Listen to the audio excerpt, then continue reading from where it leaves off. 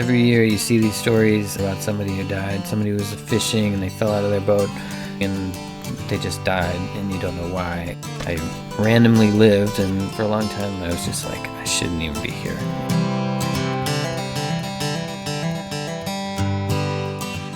Welcome to Big Red Canoe, the podcast from Friends of the Boundary Waters Wilderness, where we introduce you to captivating people and intriguing stories from America's treasured wilderness. I'm Dave Meier. Grab a paddle and hop on in.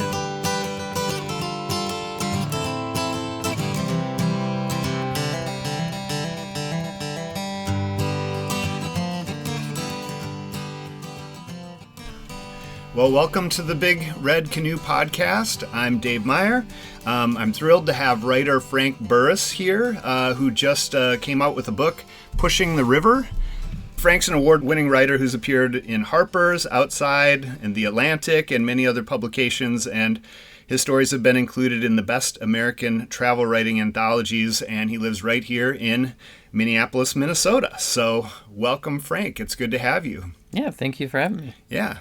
So, funny thing, I first met Frank actually many years ago, not in Minneapolis, but in Arusha, Tanzania. Mm-hmm. And kind of a random thing where you were a Peace Corps worker? No, it was, we were teaching through the ECLA. Okay. ELCA. Yes. Yeah. Oh, so you were a teacher too. And my sister was an ELCA teacher. So I got to know you and meet you and enjoy a safari lager. Or two. Every time. They were pretty big. Yeah. So every time, then my sister is in town now, she's often connected with you and then borrowed, camping gear or something like that. So I'll find a sleeping bag on my front stoop. So we've kind of been ships passing in the night over the years. But then now here we are, paddling has brought us together these many years later. So I'm just curious kind of how Tanzania led you back to Minnesota, where you grew up here, right? Yeah. So I grew up in Winona, Minnesota, and went to St. Olaf College, and then after that went to Tanzania and taught English there for a year. And then in the same school where your sister taught, I was the year before her, and then I think when we met, I had come back to visit or something like that. And then my wife and I moved out to Portland, Oregon for a while, and then we moved to Madison, and then we had kids and wanted to move back closer to family, and so we ended up back in the Twin Cities in 2008. And when you have little kids, you're not really had been traveling a lot for stories, and I went to Nigeria and took a bus across West Africa and did a bunch of stuff like that. And my wife and I lived in Thailand for a year. But once we had kids, we weren't really traveling as much. So the next best thing you can do is outdoor stuff, which Minnesota has a lot of here. And so, we ended up in South Minneapolis, not just like a mile from the river, lots of lakes and stuff. And so started doing more of that kind of thing. And then a friend of mine, J.D. Frotsky, and I decided to paddle from Minneapolis down to Hastings just for the day. And, I think it's like 33 miles or something. Mm-hmm. And we didn't really know. We just went. And I did a story about it for Minnesota Monthly magazine, and it was really fun. It was really like an adventure, and JD is a chef, really talented chef, and he made us po' boy sandwiches on an island that he brought all the stuff for, and it was awesome. It was a really fun trip. And then I don't know, I just had this feeling of connection between Minneapolis and Winona, and I wanted to kind of bike that route, but I also wanted to canoe down it. And so in 2017, our family, packed up and put our canoe in at Hidden Falls and paddled down to Winona over a period of like 5 days. And so with our 2 little girls and a big Minnesota 3, and camped on the islands, and it was a really awesome trip. And it's really interesting when you do that. I'd driven up that road like a million times from Winona to Minneapolis because my mom is from the Twin Cities, and so we would always come up here like once a month probably, driving up through Wabasha, Lake Red Wing, Hastings, and going down the river and seeing it from that perspective really changes how you see the whole thing and how you experience it. It was pretty amazing. And so I just started getting more interested in the river. I mean, it's right here. It's like a national park. It's like right out your back door. Yeah. And it just is such an incredible resource, and it connects you to the ocean. It connects you to the North Woods. It's this amazing place that we don't even, for years and years, no cities along the river like Winona and all those cities, just the river was not even a consideration. I mean, it was for commerce, it was a sewer, it was like not considered an asset necessarily, and that's changed since the 1980s. It's changed a lot, and people are turning kind of back toward the river, which is really nice to see. Yeah, including Minneapolis, but even now you can go paddle down in the gorge section of the Mississippi on Pool 1, and you feel like you're so far away from the city. You can't, because of those high hills, you can't really see much or hear much, and so you're really out there. There's owls, there's beavers, there's everything.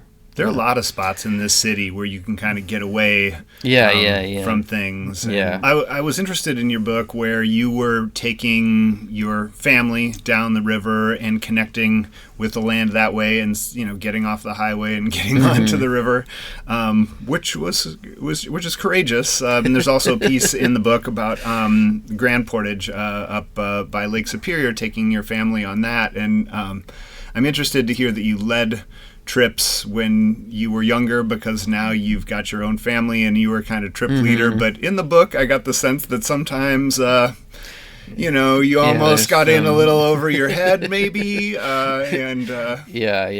Well, that's part of the adventure. You don't know exactly what you're getting into. I mean, like the paddling from Minneapolis to Winona, not that many people have done it. I mean, that section, so there's not really many people to ask about it.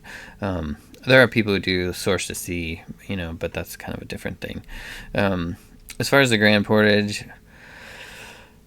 we try to do some kind of big thing like that every summer, every other summer, and so that just seemed like a manageable thing. It's only 8 or 9 miles. It's a long walk, but it's like doable in a day for sure. And even with little kids who complain a lot, and so, but you don't know exactly how hard it's going to be until you get out there and you're halfway up the trail. And but I don't think none of our family would regrets going. And even the loudest complaining is now like replaced with nostalgia, I think. Yes, isn't that usually how it is? Yeah. I've definitely been on some touch and go trips. Even with my sister's family to the Boundary Waters recently, it was actually on Sawbill. It was kind of between a campground that had snakes.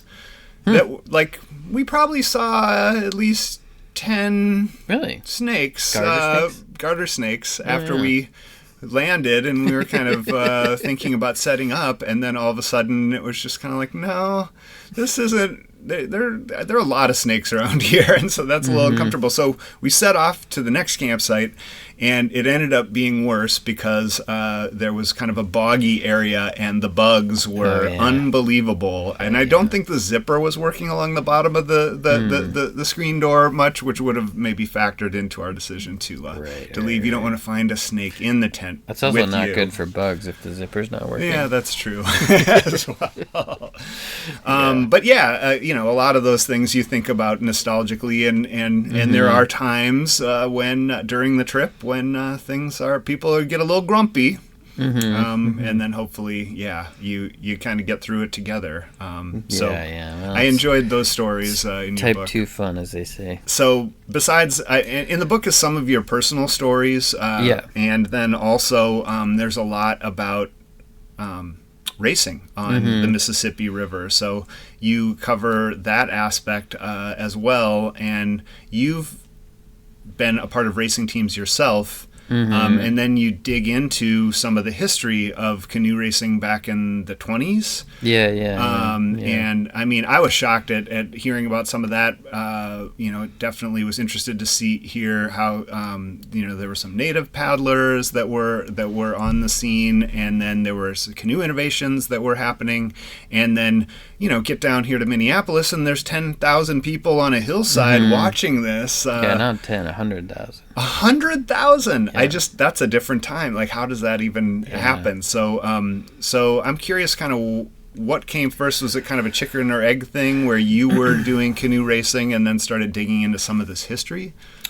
So I think it was around 2018. I heard about this team that was trying to break the record for paddling down the Mississippi River, and on that team, KJ Milhone was kind of the one of the leaders, or started that team. KJ was on a different team that was trying to break the record, and they didn't.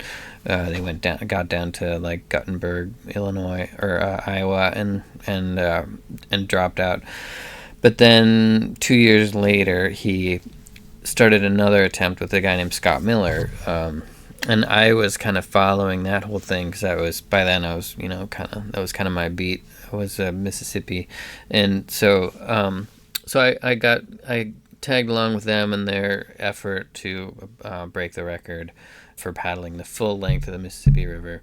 And so Scott Miller started this new 150-mile race on the Mississippi in like 3 years ago or something. And so in 2022, a friend and I did the 48-mile race from Clearwater to Anoka. And then the next year I did solo the 150-mile race. And so that was kind of how I got into that racing scene. And then around then I started to realize that I had written like a lot of canoeing stories and thought it'd be fun to kind of collect those into a book, that people could take on a trip or have at their cabin or whatever. I don't know. I just thought, they seemed like they belonged together. And so, but I felt like there was a piece missing. And so I was trying to research a piece on the history of canoeing or canoe racing in Minnesota. And I had the Paul Bunyan Canoe Derby in the back of my head as a subject. I just thought maybe I'll do a short piece about that to kind of round it out. And I was out talking to Bob O'Hara at his house. I was just kind of fishing around for trying to figure out what this history piece to kind of tie the collection together would be. And he mentioned that Emily Broderson, who's a Minnesota Canoe Association president, had interviewed a guy who had been in the Paul Bunyan Canoe Derby, that was a race in the 1940s and 50s from Bemidji to Minneapolis, a 450-mile race, and they would start and go in stages over like a 10-day period, and when they got to Minneapolis, it would kick off the Aquatennial celebration. And so there was this big ceremony, and they would race. The last stage was from Anoka to Minneapolis, and they would stop just outside of town, or they would stop at the St. Anthony Falls and then do a final sprint from University Flats to the Franklin Bridge, and that's what people would come and watch for, because they would be reading about it all week, and like there's this kind of fever pitch about the whole race. And so Emily Broderson had interviewed a guy who's in his 90s who had been in the race, and so I got in touch with her, and then eventually got in touch with the guy, Bill Smith, who's still alive, still super sharp, still remembered like a ton of things about all the people and the races and everything. And so I was able to interview him too, and just got so much amazing information from him about the race and the people in it and some of the Ojibwe paddlers that he knew, and it was just and I was like, all right, I guess this is what the story is going to be, is about this. And so then I started researching the whole race and the longer kind of history of racing on the Mississippi, and it ended up being like 100 pages of the book. So yeah, that's how that all came about. So you went over to Bob O'Hara's, you were doing all this research. What's the most interesting thing you found? Is there anything that didn't make it into the book? I think I tried to get all the interesting things in the book, Right. but a lot of the paddlers in those days, the fast paddlers were Ojibwe from Leech Lake, and they all made their own canoes and stuff, and they had there was especially this one family named Tibbets who had a lot of racers in the race in a lot of years, and were always in the top like 5 or 10 for sure, and but one of the stories that Bill Smith told me was really really poignant. He was less a kid, he was like 16 years old one year and 18 the other year, and he got to be kind of friends with these two guys named Jim and Bernie Smith, who were Ojibwe paddlers from Ball Club, Minnesota, which is a small town on the lake where a lot of those good paddlers were from. Yeah. And in so Bill raced in 1947. 1948, he crewed for these two guys in his neighborhood named Gene Jensen and Tom Estes. And while he was crewing for them, he watched this Jim and Bernie Smith canoe go by, and he would watch the canoe, and he just could see that it behaved a little bit differently. It kind of rode up on the waves. They paddled it, and it just he just knew that was like a really good canoe. And so after that race, he had him come over to his house in Minneapolis and bought it from them. And then he used it in 1949. And Gene Jensen and Tom Estes were just amazing paddlers. They were super serious. Gene Jensen was kind of a genius, maybe Tom Estes too, and as far as the design goes. And they would also rig up like a gym in their garage every winter, and so they would just practice with these grease slides and stuff like all winter long. And so they came into that thing like in better shape than anybody. And so in the 1949 race, Bill Smith raced with Jim and Bernie Smith's canoe and ended up finishing fourth overall. And Gene Jensen, the way the race was run is that every day they would start out, the slowest paddler would start out first at 1 minute intervals, and so the fastest people would go start last, and so the race was the whole day of people trying to catch each other. And so every day Gene Jensen and Tom Estes would pass Bill Smith and his partner, and he could see that canoe was faster because they were not in nearly as good a shape as Estes and Jensen. And so after that race, he, like the next day, he was over at Bill Smith's house, and he was like, "Can I look at that canoe? I think your canoe's faster." And they went down and paddled on the river, and he wanted to buy it from him, but Bill didn't want to sell it, so he said he would borrow it to him if he fixed it. It had kind of a bend to the left or right, I can't remember, but so he said he would do that, and he straightened it out and then used it and won a bunch of big canoe races in it. And then the next year, he came back with a design that was a lot like Jim and Bernie Smith's canoe, and kind of incorporated some ideas from their canoe into his racing canoes, which are still used today. Okay. So does those designs, do they impact the design of the canoes that of the people who are trying to set these records? Probably. I don't know for sure how they use the record-setting crews use the Minnesota 4, which is a big. I can't remember how long it is exactly, but it's huge. It's the biggest canoe Winona makes, I think. And I don't know if the Minnesota 2 is similar, and I think that was partly designed by Gene Jensen. I'm not 100% sure of that, but something of that legacy will be in all the racing canoes. Because what was happening was everybody was trying to figure out what the fastest canoe was, and in 1948, Jensen and Estes came back with a big V-bottom canoe, and then they won. So then the next year, everybody else except for Bill Smith came back with V-bottom canoes, which are great in deep water, but they're not that fast in shallow water. Once you hit the shallow water, you just like stop basically. But they won that race in spite of their V-bottom, not because of it, And so then whereas Jim and Bernie Smith's canoe had a round bottom. Okay. And so then in 49, Gene Jensen came back with a round bottom canoe and, just wiped the floor with everybody. So, most of the racing canoes you see today will be more similar to that than they won't be big, deep V bottoms.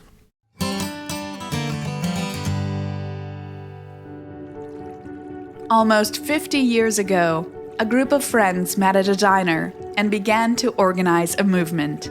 They formed a group dedicated to preserving the pristine waters and forests of northeastern Minnesota. Through grassroots organizing, they helped pass the Boundary Waters Canoe Area Wilderness Act, which protected the boundary waters for future generations. Today, that organization, Friends of the Boundary Waters, continues its work to protect, preserve, and restore this cherished wilderness.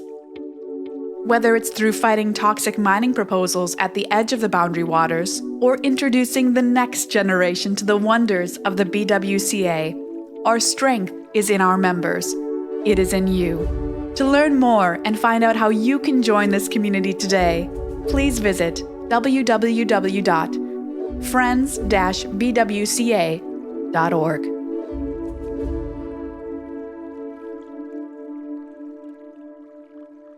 One thing I liked about the book is that you had all this great history about the canoe races, and then you had all these essays that were your personal experiences, and I think that's what drew me into the book. Really, is reading about your own experiences on the river and paddling, and how you made it personal. I think that can be sometimes a challenging thing about writing about outdoor experiences, the feeling that we have deep down as human beings when we kind of make these connections with the outdoors and through these activities. And so, I was admiring how you kind of brought your own stories to this to kind of bring it alive. Well, I think it's not different from writing about anything else. I mean, I'm a full-time writer, for magazines. I write about a lot of other stuff too, and that was kind of one of the reasons why I wanted to put this book together. There's a lot of really great books about canoeing out there, but a lot of them are written by people who are paddlers first and writers second, and I was more the writer first and paddler second. So I was kind of hoping that this would just be like a good, fun read and, immersive experience for people. As far as the technical side of writing about anything like this, like say, for example, the family trip down the Mississippi, it's you're basically structuring it. You're figuring out what the narrative is. You're figuring out what the scenes are. You're trying to remember the dialogue and some of the description and stuff. But you also don't want to over-describe things and, go on and on about little details that are not interesting to the reader. So basically you're just writing about characters, you're using dialogue, you're using scenes, and you're just trying to bring the reader into the experience as much as you can. Mm-hmm. Or that's my philosophy about it. You write about the Pagami Creek Fire and some people who were there kayaking when the fire hit, and then your own personal story, which we can kind of get into in a minute, of going into the Mississippi and having to be rescued. But the Pagami Creek, as a Boundary Waters person, I definitely could identify with that. I've been up there. I was up there during the blowdown, and so when some of that wood was hitting the ground, I was up there, and that was very dramatic. And sometimes we have some of these dramatic. You're out there in it, and it's nature, and it's big, and things can happen. And so the Pagami Creek Fire story, though, was really interesting to me. Like, all of a sudden, when you kind of hear this crackling, snapping, smell that smoke, right. And then all of a sudden, the horizon is on fire for these people right there, and they actually had to get down in the water. How did you find that story and those folks, and how did you kind of get that story out into the book? Yeah, that story I actually read about in the Star Tribune. There was a news story about it, but I felt like I read it and I was like, I want to know more about this, and I just felt like there was a potential for like a more narrative, like more magazine story, and newspaper writers don't have that luxury. They gotta get stuff out fast, and you know, that's a whole nother skill set. But I thought there was potential there to make it like a more of a really compelling narrative story, because it was a super dramatic thing that happened with them. They were, you know, longtime Boundary Waters people, and they knew about this fire. It was happening, but it was way far away. It wasn't supposed to be anywhere near them, and then all of a sudden it was on top of them, like, and they just barely survived that, you know. I mean, you always think, oh, you can just go in the water, but when everything around you is burning and the air is like on fire essentially, and there's, you know, charcoal flames like flying around, like, yeah, it's just crazy. Well, and you said it even created its own weather system, you know, the fire. Which is what saved them in the end, because it created it's a weather system and caused a big dump of water that put the fire out. It's remarkable. Yeah, no, I know. Yeah. So then they kind of had to overnight in it, and then were able to kind of get out. Yeah, and they were really worried that they would find somebody who didn't make it, like, along the way, because there had been some campsites that they had passed on the way in, you know, that would have been really hard to get out of. But they didn't eventually. I don't think anybody died in that. Yeah, that I remember. I don't remember either, but you included the detail of them stopping by the ranger station and kind of letting them kind of know what their experience had been. Yeah. And it reminded me of, after the blowdown, we stopped by the ranger station because we were like 5 lakes in, and it looked like maybe just a small cell that just like knocked down all these trees by our tent, and narrowly missing our tent, and then along the portages even back to the latrine in the back, and we had to climb back to go use the latrine. And I, you know, wanted to let the ranger station know that this had happened, and there's a lot of trees down that might need some clearing out, and they just looked at me like I was bonkers, but like, yeah, we're dealing with this right now. Oh yeah. But of course, you know, we didn't know. You didn't have cell phones, and you didn't know how widespread this blowdown had been. So I loved that detail of that. But well, I mean, part of the allure of the Boundary Waters and all these things is that it's not no risk, you know. It's not high risk, but it's not zero either, you know, and that's part of what makes it fun. Right. So the other story that I think of as extra dramatic was, and maybe my favorite story in the book, was I first read about in the Star Tribune, and you submitted it as your story of going into the water here and paddling the Mississippi, and this was right after COVID, right? You got a solo canoe and you were ready to get out and use it. Yep. Do you want to kind of tell a quick overview of that story? Yeah, I had been wanting a solo canoe for like a long time, and I finally, me and a friend bought one together up at from Sawbill Outfitters. And, you know, I just drove up, got it, drove home, and then, like, I really, really wanted to get out on the water in it. And so, and, you know, I didn't know solo canoes. I've never really used one before. I mean, I've used kayaks and stuff, but I didn't know how unstable they can be, especially the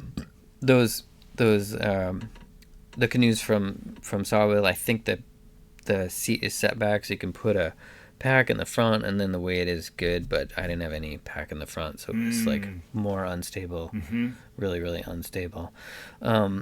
So yeah, I had this canoe. I took it down. I went down to 42nd Street where there's a path down, and put in there,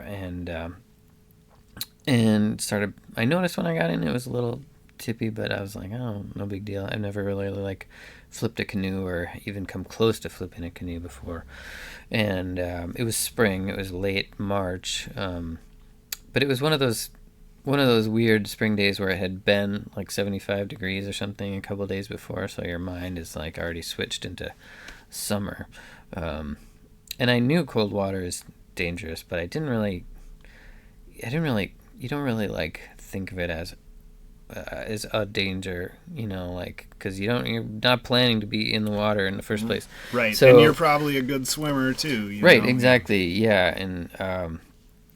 And so I just started paddling up the river, and it was fun. It was fine. It was great. It was awesome. I was kind of sticking close to the shore. And then when I got up to the Lake Street Bridge, I was like, okay, I'm just going to go around that central pillar and then go back downstream. And so I went up, and I started going out toward the pillar, and the wind coming down, there's the river kind of dog legs there, and there was a wind coming down from the north west, and it was like pushing me. It was really hard, and I couldn't keep the canoe straight, and so I kind of reached out to do big sea stroke to get myself back the way I wanted to do, and I don't know what exactly happened, like the wind caught it just underneath, or I just went a little too far or what, but all of a sudden I was tipping, and I knew I was going in the water, and the next thing I know, I was in the water, and I had this new canoe. It's not even all mine. A friend and I own it together, and so I was like, okay, I just gotta get to shore. That's that was the only thing in my mind. I just gotta get there. So I started pushing and paddling, and my boots kept coming off, and I was trying to pull them on, and I was pushing. I got about halfway to the shore. One of my boots fell off, and I just let it go. My arms just started to get heavy. Everything started to get heavy. I had this kind of racing life jacket on. It wasn't it wouldn't keep your head out of water if you were unconscious or something. And so and the straps were kind of loose, and so I was sort of hanging on it, and the water started coming up over my face and into my mouth. And there's this thing that actually happens when it's called the mammalian diving reflex, and when your face gets cold water, the blood starts to retreat to your core. I don't know, some ancient thing or whatever, but I just started to get tired and heavy, and I was all of a sudden I just realized I'm not gonna make it to the shore. It wasn't even panic or anything. It was just oh, that's what's happening here. And just literally when I had that thought, I see this red canoe, and there's these two guys there with a rope. They were paddling down from upstream, and it was completely random. They were two guys who were friends who were paddling the river in sections, and it was 7:00 on a Sunday morning. Yeah. And you never see people on the river there ever, except for some scullers. Yeah. And these guys were just there, and they had a throw rope, and did you see them a little bit far away, and they came towards you, or all of a sudden were they just kind of there? I think they saw me first, and were paddling toward me. I think I saw them when they were pretty close, maybe 30 feet away or something like that. I can't remember now.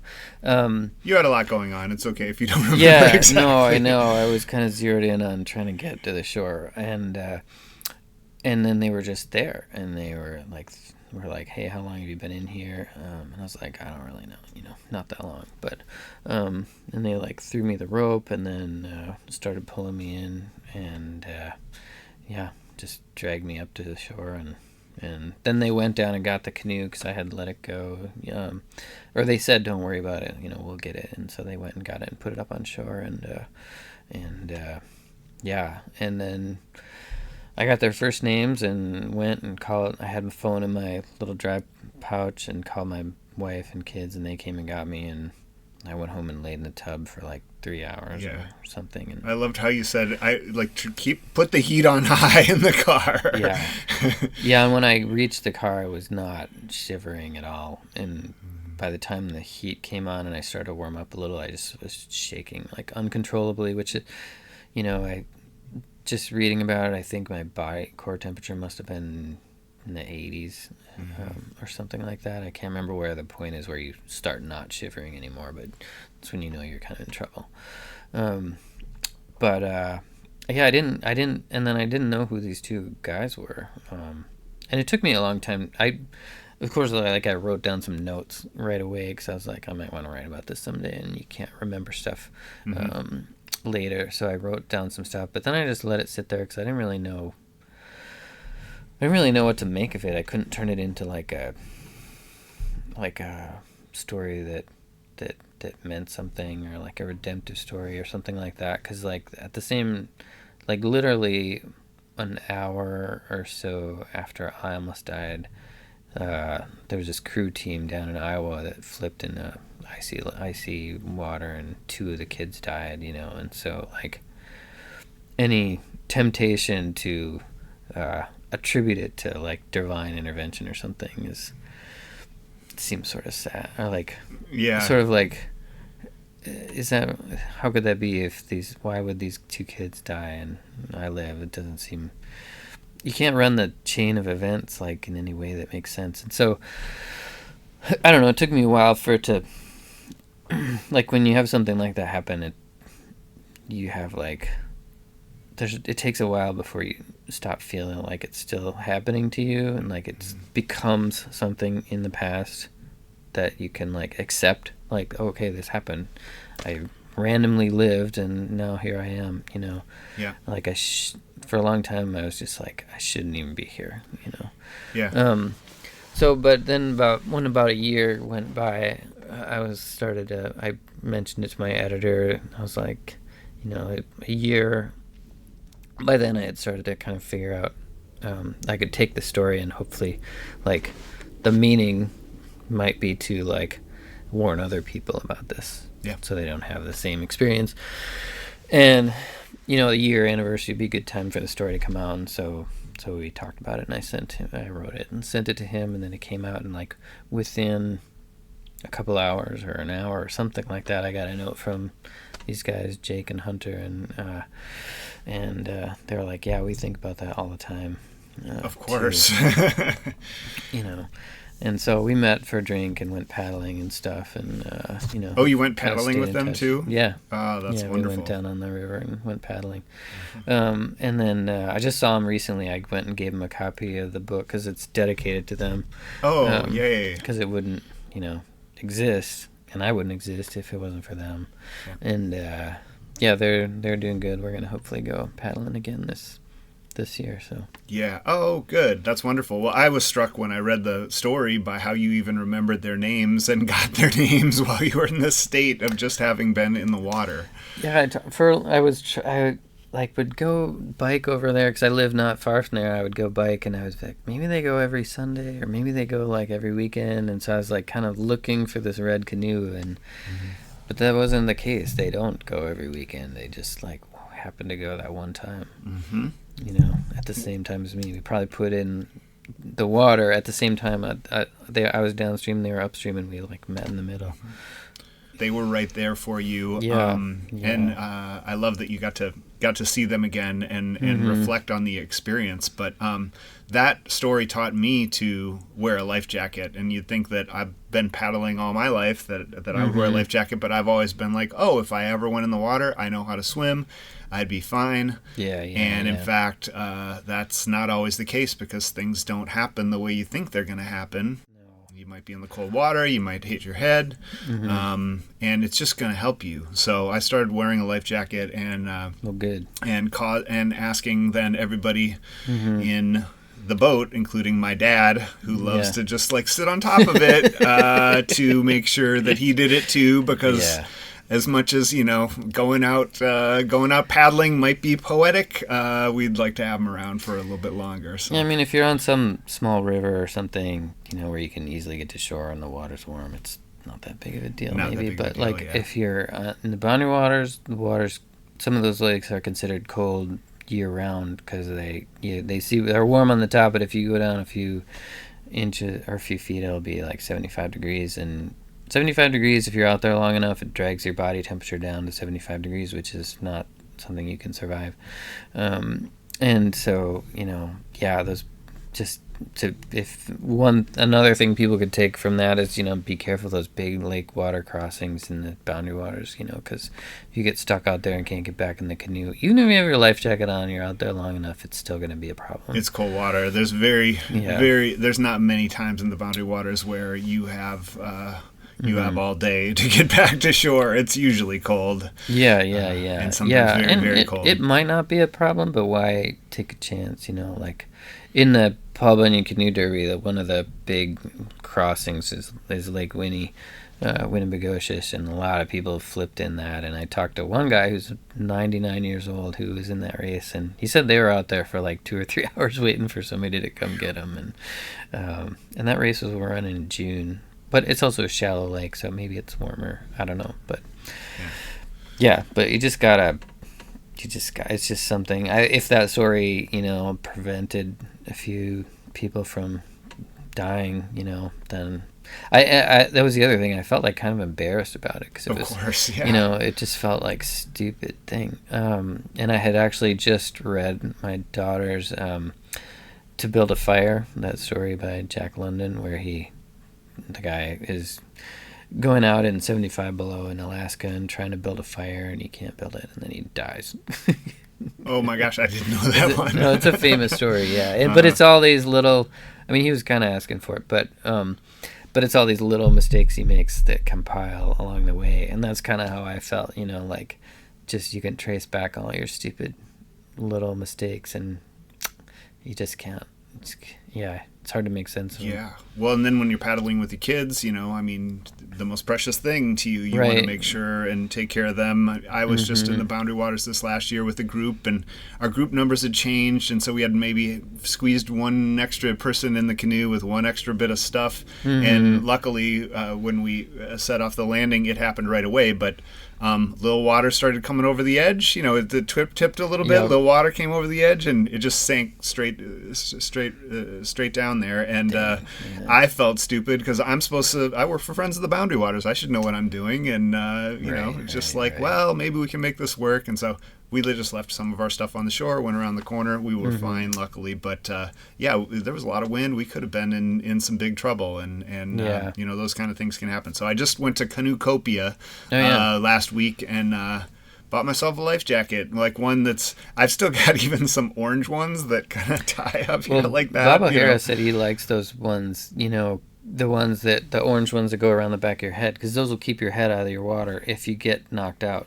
You know? And that's like a huge thing for expedition canoeing. Interesting. Well, I don't know. I picked up one that I'm ascribing to the idea that if it's comfortable, then you're more likely to wear it. Yeah. So, with all these different stories in your book, what are some of the common threads that you find and try to express in your work? Oh, that's a trick question. Yeah.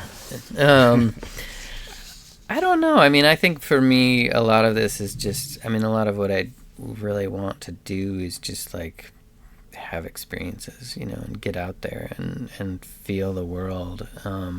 And for me, that's kind of what these stories are. They're a little bit, when you write a story, it's kind of an excuse to go do this thing, and have this experience. And then in writing about it, you also are paying attention in a different way, and you remember it a little bit better than you would otherwise. And as far as a theme, I don't know. I feel like taking risks, being vulnerable, the way people can overcome things, those things are all things that I'm really fascinated by, and always want to write about. People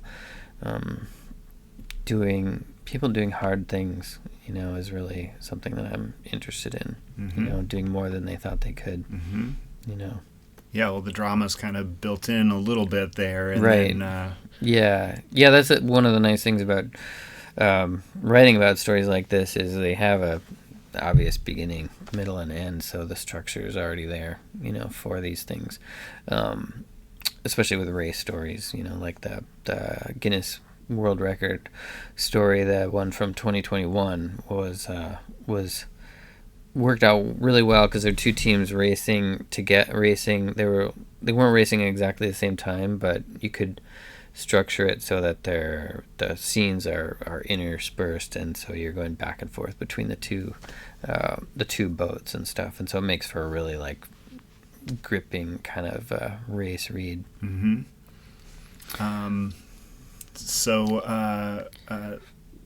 You had said earlier that this was kind of your beat. I'll probably think of better answers to this question okay. like tomorrow. Of course. Yeah. No, these are great. Thank you so much. No problem. I'm just kind of wondering, you said, how did this become your beat for what Outside Magazine? I don't know if you've written stuff about paddling for that in particular, and the Star Tribune and some of these other things. Yeah. How did that your interest in paddling kind of feed that in your location? Yeah, a little bit. I mean, you're always writing about what you're doing and what you're interested in and what other people are doing, and stories that you're paying attention. I mean, that's kind of a niche thing, and so like not that many people are paying attention to these things like in the same way. They might write like a news story about it, but that's just a short kind of disposable thing, and so it's kind of nice in a way to be in these in a niche like that where there's not a lot of competition, whereas if you're trying to write about national issues or some political thing, it's hard because you're competing with like a lot of people, and the news cycle's really fast. This is a slower pace, and you can dig in a little better to the stories and the characters and all that kind of stuff, and you can kind of have to some extent you can have the whole thing to yourself. Mm-hmm. Well, there are many national issues going on right now, and you mentioned actually the Mississippi is a national scenic riverway. How important are shared public spaces to who we are as Americans? Yeah, so important. Big. So important. And we're recording this in the early days of the second Trump administration, and we don't know really what's going to happen with all this stuff. I mean, there was a huge Mississippi River Center that was going to be built over by Crosby Farm by the National Park Service. Oh, was there? And the designs were, I don't think they had shovels in the ground, but it was not that far off, and I think that might be not happening scrapped now. Yeah, I don't know if at some point it will get back on track or something like that. But yeah, like the Upper Mississippi National Park office that's in the Science Museum, I think they're losing that because they're just letting the lease go, and just it's bad. I mean. Yeah, I don't know. So I don't know what that means for management and for using all these things and for protecting the resources. I don't know what it means for the Boundary Waters and the Forest Service, but yeah. I mean, it's such a huge part of life in Minnesota, and we all love our natural resources, and I hope that we can find a way to roll these changes back. Yeah, all the way up the river and all the way to the Boundary Waters. That's something that we're obviously the Friends of the Boundary Waters are paying attention to, and they're definitely reducing staff there and also at Voyagers and so I'm kind of wondering what will be there to support trips for me, but then also kind of more critically is even the makeup of the wilderness itself, with the threat of mining on the edge of the Boundary Waters. The Trump administration has also said they'll green light, this copper sulfide mining, where it always pollutes, and so it's not a type of mining that's been integral to Minnesota, but it's right next to our water, and it really could affect who we are as people and our shared resources.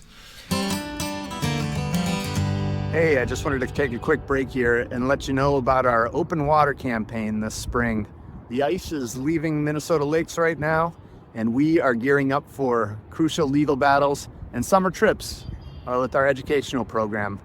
We would love to have your help. We have a $100,000 match, and you can learn more and donate at friends-bwca.org/openwater. Thanks for your support.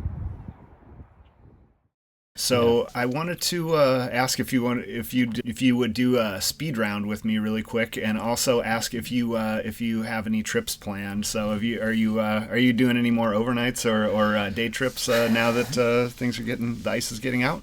I've been wanting to just put in at Hidden Falls and paddle down to like Red Wing for a day or two, and I was planning to do that last summer, and I didn't get around to it, so I'm hoping to do that. We don't have any big trips planned. Actually, no, I was looking at doing. I'm doing a story on the St. Croix River Valley, and it looks like there's some really amazing trips there. And so I found a fun day trip that when my daughter comes back from Spain, we're gonna go from like Taylor's Falls down to Marina and St. Croix or something like that through the gorge and stuff, and just as like a 15-20 mile day trip or something like that. So. That's what Elisa and I grew up doing. We did day trips with the family in the aluminum canoe, 2 kids side by side with an air mattress down there, going from Taylor's Falls to Osceola. Yep. Park one car at the top and one car at the bottom. We did that so many times. That's exactly what. And I still love it. It's an underappreciated waterway, I think. Yeah. Have you ever gone from the Nemekagon all the way down? Yes. Yeah. Yes, and it's been sometimes really low, and you had to get out and pull the canoe along. Yeah. So it depends, Mm-hmm. I've been. I had talked with a friend about maybe doing the Mississippi River 150-mile race as a 2-person team, because going solo was really hard, unsupported. Like, as I had to carry all my stuff. There's like 6 or so portages, I can't remember how many, but some of them are like a mile long, and so you're carrying your water and your food and your canoe and everything. It sucks. But with 2 people, it might be better. Mm-hmm. And then Scott Miller, who runs those races, is talking about possibly not next year. Next year he's doing a Missouri River record attempt. But maybe the year after that, reviving a version of the Paul Bunyan Canoe Derby from the headwaters to Minneapolis. So that could be fun. Yeah, it could be fun. Could be really hard too. Would you do it? That's what like. It'd be. I don't know. Yes, probably. I don't know. It's hard to not to want to do it, but it's a tough race. Yeah. Yeah. So, and he would do it at expedition style, where historically it was done as a stage race where you stop at the end of the day, and he would do it as like just a push through, which is what they do with. There's a race down in Alabama called the Alabama 650, and there's another one in Missouri called the Missouri 340. There's a couple in Florida that are like that. They're all expedition style, so you just go till you're done. Mm-hmm. And I think he would do that. So I don't know. I'm a little bit leery of that section because there's so much dams, and I don't want to go over a spillway or something like that. Yeah. So I don't know. You've done some things like that though, haven't you? Or like the 150, right? Yeah, the 150 goes from Brainerd to Minneapolis. Yeah, and that was really hard. Yeah. But so you just add on another 300 miles. Just a few. So speed round, based on what you just said, together or solo? That one I would do not solo. I would do that with somebody. Yeah. Yeah. But in general? In general, I don't know. I like both. I like aspects of both. Yeah. Depends on who you're with, too. Canoe or kayak? Canoe. BWCA or Mississippi? Do I have to answer that? It's tough. I don't know. I like the Mississippi, but the Boundary Waters are just a special place. There's no other place on earth like it, really, except some places in Canada. Day trips or camping? Like canoe camping? Yeah. That's definitely more fun. But day trips sometimes are all you can manage. Yeah. And if you can squeeze them in, then right. Why not get out? So yeah. And then wood paddle or carbon fiber? I have carbon fiber. I like the wood paddles better, but I always use the carbon fiber just because it's, so light and so easy Mm-hmm. and so efficient. Mm-hmm. Yeah. Mm-hmm. They're my paddles right back there behind you. I got the old wood paddles. I haven't quite branched out into the bending branches and some of the Yeah, nicer ones. one of my friends had a kind of one that's like a mix of carbon fiber and wood. I think it is maybe bending branches or one of those Minnesota companies, but mine's a ZRE. It's what all the canoe racers use, even though I'm not really that fast, but it's like such a nice paddle. Mm-hmm. And they're pretty tough too. They're hard to break. I mean, you can break them, but they're pretty durable. Mm-hmm. Well, like I told you, I like to cobble together what I've got and just kind of get out there and use what I've got. But every once in a while, every year, you got to add a piece. I added the PFD this year, and maybe I'll get myself a paddle next. Oh, but I forgot to mention Gene Jensen, who we were talking about earlier in the race. He's the one who invented the bent shaft paddle. Oh yeah. Yeah, that'll give you an extra push. Another one of his inventions. And he would show up at these races with him and then beat everybody, and then the next year everybody comes back with the same thing. Mm-hmm. So where can people get the book, and when's it out? You can get the book, you can order it from the Historical Society. It's published by the Minnesota Historical Society Press. You can get it at, should be any local bookstore, Majors and Quinn, Next Chapter. You can get it at, hopefully you can get it up at Paragus and Drury Lane in Grand Marais. Yep. And Zenith Books. I hope Fitger's Books too, also in Duluth. Mm-hmm. If you're passing through, I hope this is like, and obviously you can order it from the usual places, yep. Amazon or anything like that. But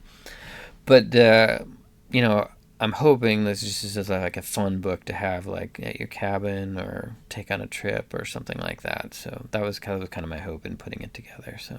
Yeah, well, it is, and it'd be a great read for a hammock, and it's chopped up into whatever size you need for your afternoon, short stories, longer pieces, and I love the variety, and I really enjoyed the book. So thanks for coming to talk to us about it. Enjoyed having you on the podcast, Frank. Yeah, thank you so much. Thanks for having me, David. And thank you, everyone, for listening. If you enjoyed the show, please share it with a friend and leave us a rating wherever you get your podcasts. We'll be covering a wide range of recreational topics this season, and we'll meet some great personalities from the BWCA along the way, so be sure to subscribe so you don't miss a thing. And to become a member and support the Friends, visit friends-bwca.org. Big Red Canoe is a presentation of Friends of the Boundary Waters Wilderness. Original music by Surge and the Swell. I'm Dave Meier, and we'll see you next time on Big Red Canoe.